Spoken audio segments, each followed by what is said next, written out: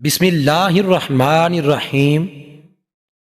خلیفہ ہارون الرشید کے وزیر حضرت سیدنا عبداللہ بن مشرف رحمۃ اللہ علیہ ایک دن اس کے سامنے بیٹھے ہوئے تھے۔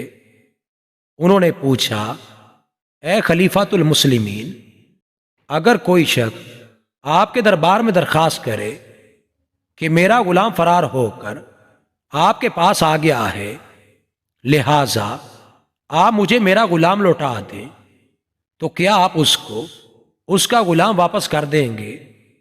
تو خلیفہ نے کہا، کیوں نہیں؟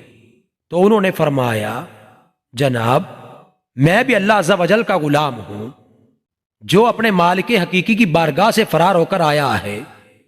آپ مجھے اس کی خدمت میں حاضر ہونے کے لیے چھوڑ دیں تاکہ میں دوبارہ اس کی بارگاہ میں حاضر ہو جاؤں۔ ہارون الرشید اور تمام حاضرین رو دیے۔ پھر خلیفہ کہنے لگا، ہم میں سے یہ شخص نجات پا گیا، جب کہ ہم یہاں بیٹھے اس کی طرف دیکھ رہے ہیں۔ پھر خلیفہ ہارون الرشید نے انہیں جانے کی اجازت دے دی تو وہ اسی وقت احرام باندھ کر لبیک اللہم لبیک کہتے ہوئے حرم پاک کی طرف چل پڑے۔ راستے میں حضرت سفیان ثوری رحمت اللہ علیہ ان سے ملے اور دیکھا کہ وہ زمین پر محو خواب ہیں، ہوا مٹی اڑا اڑا کر ان کے چہرے پر ڈال رہی ہے۔ آپ رحمت اللہ علیہ نے ان کو سلام کرنے کے بعد پوچھا، اے عبداللہ، سب کچھ چھوڑنے کا عوض اللہ نے تجھے کیا دیا؟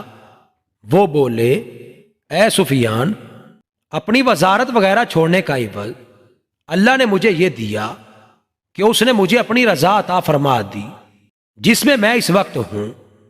جب حرم پاک کے مشائخ کو ان کے آنے کی خبر ہوئی تو وہ سلام پیش کرنے کے لیے نکل پڑے۔ ان کی لاغری اور غبار آلودگی کو دیکھ کر انہوں نے پوچھا، بے آب و گیا چٹیل میدان کا سفر آپ نے کیسے برداشت کر لیا؟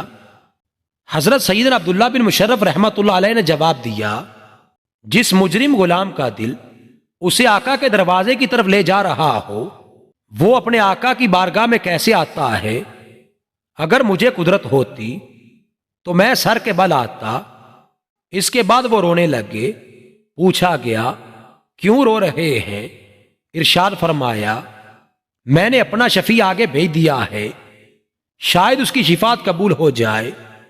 اور جب ان کی نظر بیت اللہ شریف پر پڑی تو زوردار چیخ ماری اور ان کی روح جسم سے جدا ہو گئی۔